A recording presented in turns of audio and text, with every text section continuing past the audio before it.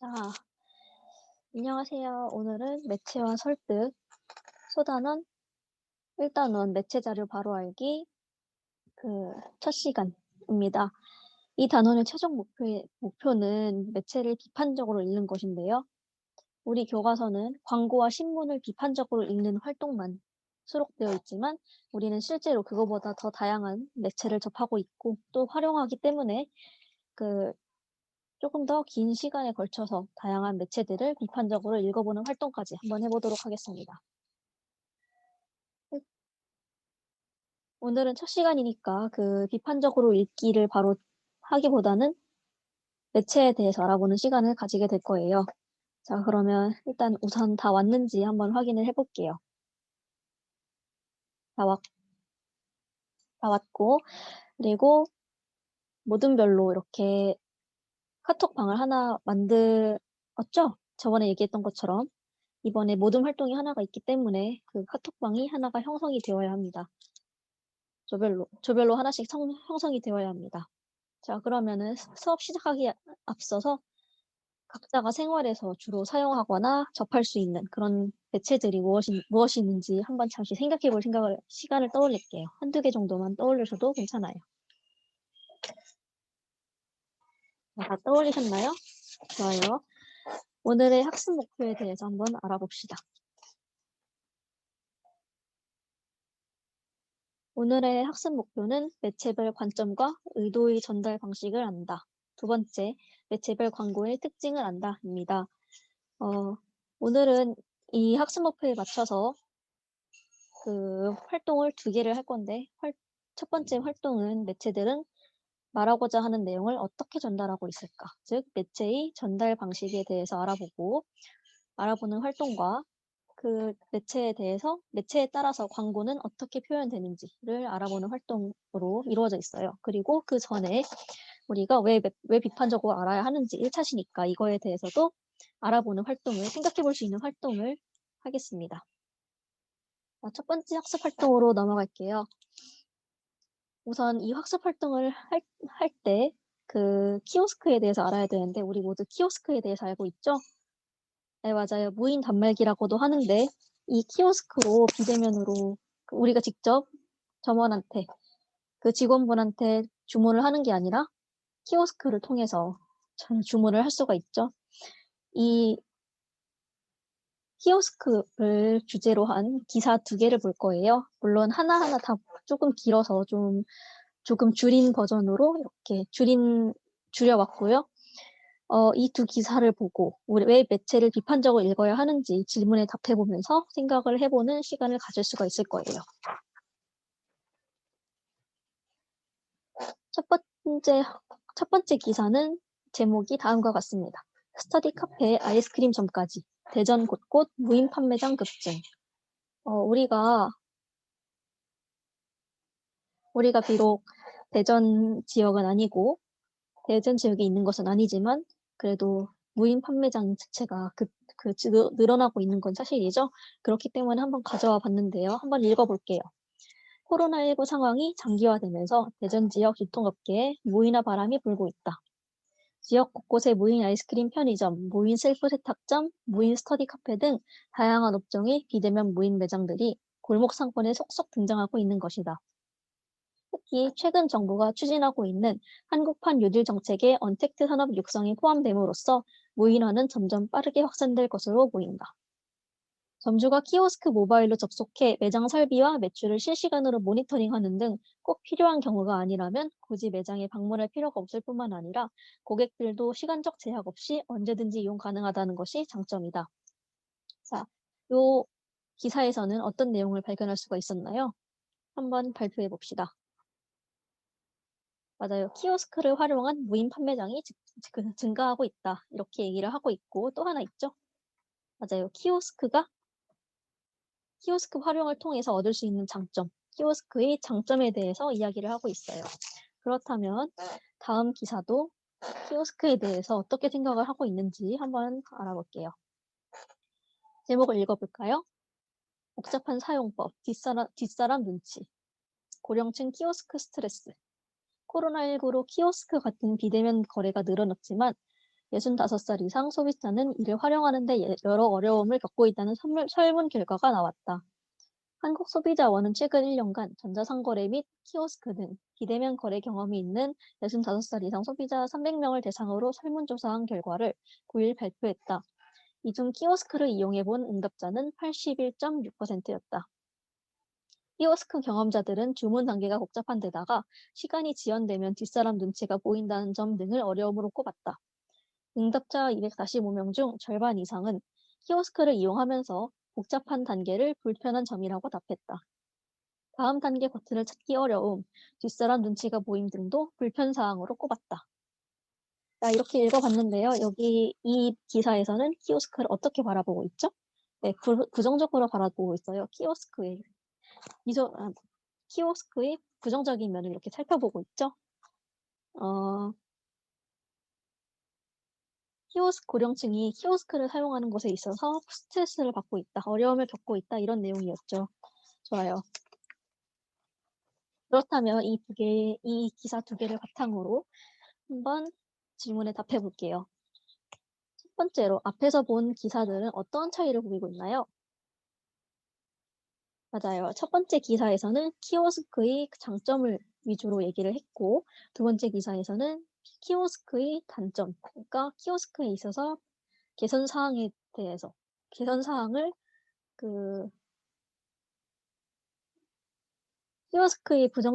키오스크의 부정적인 단면을 위주로 이렇게 얘기를 하고 있었죠.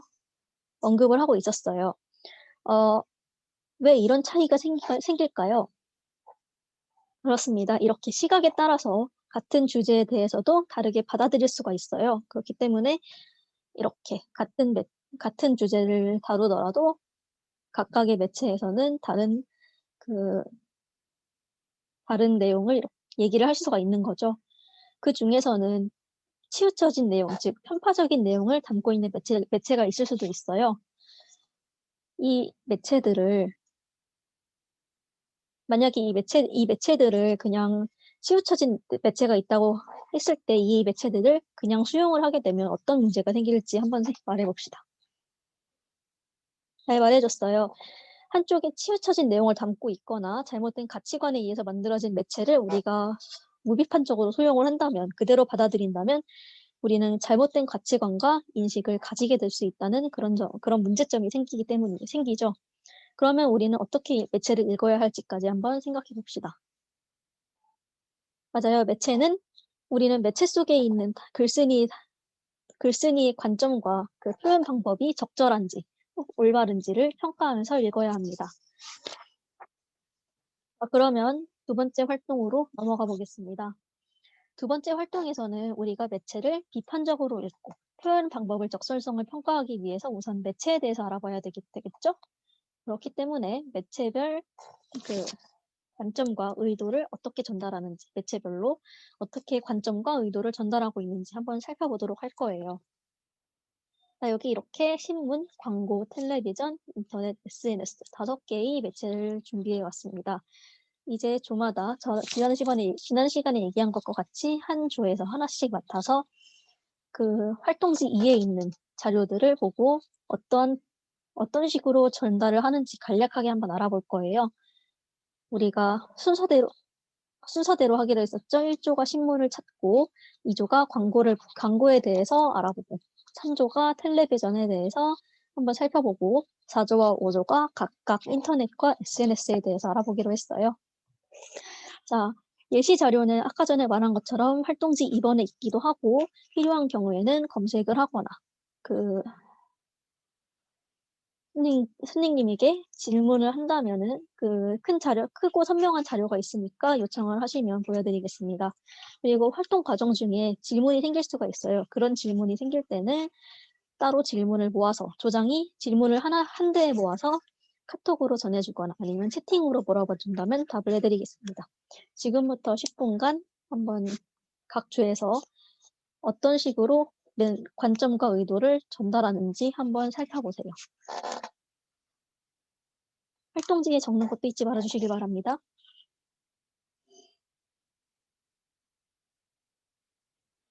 다 확인했나요? 다 분석했나요? 좋아요. 그러면은 이제 각 조에서 한번 발표를 해볼게요. 신문을 맡은 1조부터 발표를 해볼까요? 잘 말해줬어요. 제목, 기사 본문, 사진을 통해서 내용을 전달한다. 이렇게 말해줬는데 정말 잘 말해줬어요. 두 번째로 광고에 대해서 광고를 맡은 2조가 한번 말해봅시다. 맞아요. 글자, 이미지, 배경 등을 통해 내용을 전달한다고 하네요. 여기서 글자들을 우리가 광고 문구라고도 표현할 수가 있겠죠? 3주에서 텔레비전에 대해서 얘기를 해볼까요? 맞아요. 음성과 화면과 자막 이렇게 3개 혹은 더 많을 수도 있지만 일단은 이렇게 3개를 통해서 내용을 전달할 수가 있죠. 그리고 인터넷을 맡은 4조에서 한번 말해봅시다. 인터넷은 어떻게 관점과 의도를 전달하나요? 잘 말해줬어요. 글과 댓글, 그리고 자료 링크까지 포함을 하죠. 자료 링크 같은 경우는 링크를 클릭을 하면은 다른 사이트로 연결이 되거나 자료가 이렇게 뜨거나 해가지고 자료가 연결이 되도록 하는 그런 방법을 하기도 했죠. 마지막 5조가 SNS에 대해서 파악한 내용을 한번 말해봅시다. 되게 중요한 얘기가 나왔어요. 글과 댓글, 자료 링크까지는 인터넷과 똑같지만 다른 점은 공유 기능과 해시태그가 있다는 점이죠. 최근에는 SNS를 통해서 해시태그 운동 같은 것도 벌어지니까요. 자, 6개의 조가 모두 잘 말해줬어요. 이번에는 마지막으로 매체에 따른 광고의 표현 방법에 대해서 알아볼 건데요. 영상과 이미지를 모두 준비를 했으니까 이 영상과 이미지를 보고 어떤 방식으로 매체별로 광고가 어떤 식으로 되고 광고가 어떤 식으로 표현이 되고 있는지 어떤 식으로 광고가 되고 있는지 한번 말해봅시다. 준비한 광고는 총 4종류예요. 인쇄 광고, 텔레비전 광고, 인터넷 광고와 라디오 광고 이렇게 4개예요.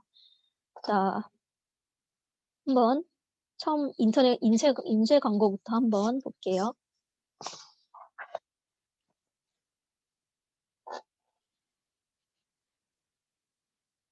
네, 인쇄 광고입니다. 이 광고는 해외의 반창고 광고예요. 여기에서 특징을 잡을 수가 있나요? 볼 수가 있나요? 어떤 특징이 보이나요? 네, 잘 말해줬어요. 문자와 그림과 사진이 있죠? 그리고 또 있나요? 네, 아까 말씀해주신 광고 문구 잘 말해줬어요. 인상적인 문구와 이미지를 활용했다. 그리고 문자와 그림, 사진 등을 이용하여 시각적으로 표현을 하였다. 이렇게 얘기를 할 수가 있겠네요.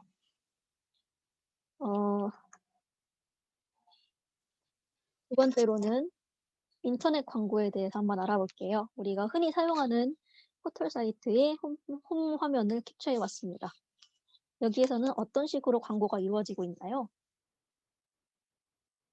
맞아요. 문자와 그림 등이 있죠?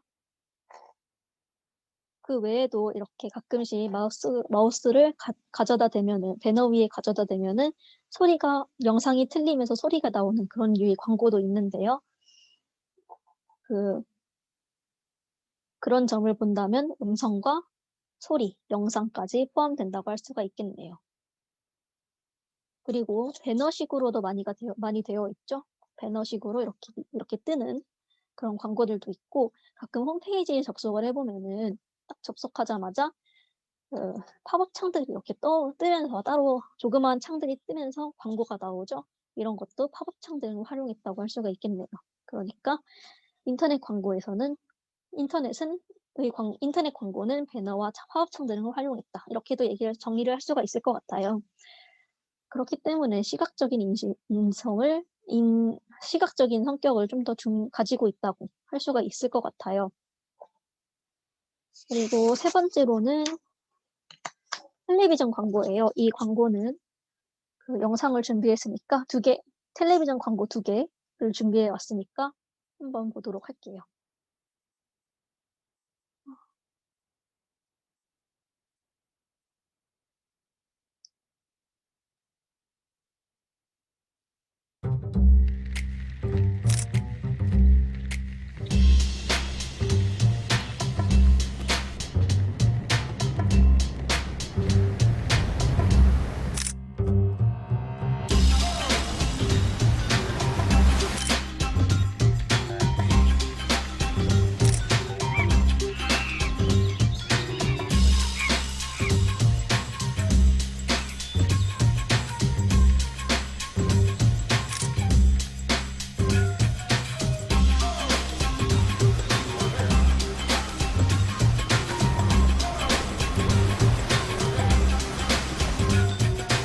갤럭시 S20.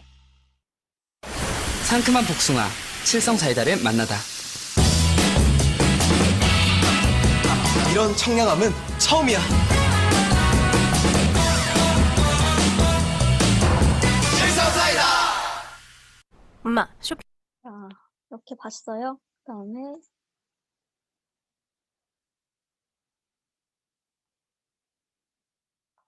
이렇게 텔레비전 광고 2개를 봤어요. 텔레비전 광고에서 찾아본 특징 얘기해 줄 수가 있나요? 맞아요. 굉장히 다양하게 사용이 됐죠. 영상도 사용되고 글자도 많이 보이고 뭐 목소리도 들리고 중간에 음향 효과나 아니면은 그 사진도 있고 그림도 있고 그리고 배경에 음악도 깔리고 굉장히 다양한 방식으로 이야기가 진행이 됐죠. 그 광고가 보여졌죠. 또한 두 번째 음료 광고에서 봤듯이 유명인들을 등장시키기도 해요. 혹은 이야기를 구성해서 광고를 하는 경우도 있어요. 영상과 그 시각적인 정보와 그리고 청각적인 정보도 함께 제공을 하기 때문에 상당히 복합적이다라고 얘기를 할 수가 있을 것 같습니다. 좋아요. 그럼 마지막으로 라디오 광고에 대해서 한번 보고 이야기를 해보도록 하겠습니다.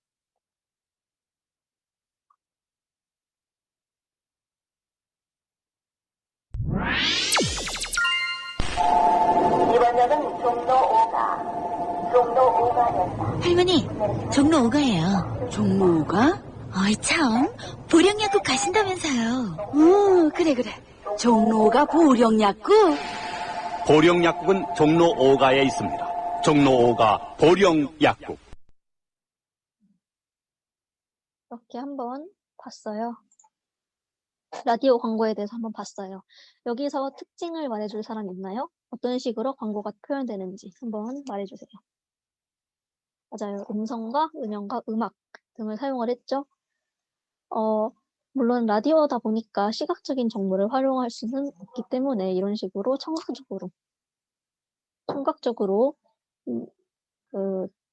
청각적인 정보를 많이 제시를 합니다. 그리고 또 한 가지 특징이 있었지 않나요?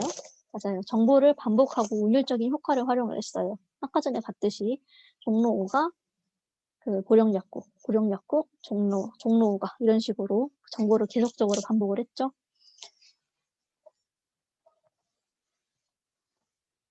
자, 우리는 오늘 이렇게 활동을 해봤어요. 매체별로 관점과 의도 전달을 어떻게 하는지, 그리고 매체별로 광고를 어떻게 표현을 하는지, 이렇게 두 가지를 살펴봤고, 크게는 두 가지를 살펴봤고, 다음 시간에는 무엇을 할 것이냐면, 매체 자료를 어떻게 비판적으로 평가할 것인가 라고 하는 매체 자료의 비판적 평가 기준에 대해서 알아볼 거고요.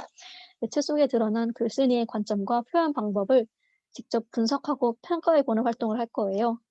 이것은 모든 활동으로 이루어질 겁니다. 그렇기 때문에 원래 대면 수업으로 했으면 모든별로 자리를 배치하고 앉는 것이었겠지만 비대면이기 때문에 우리는 비대면 수업으로 진행이 되기 때문에 오늘 만든 조별 톡방을 계속 유지를 해줬으면 좋겠어요. 자, 그러면은 오늘은 여기까지 하겠습니다. 감사합니다.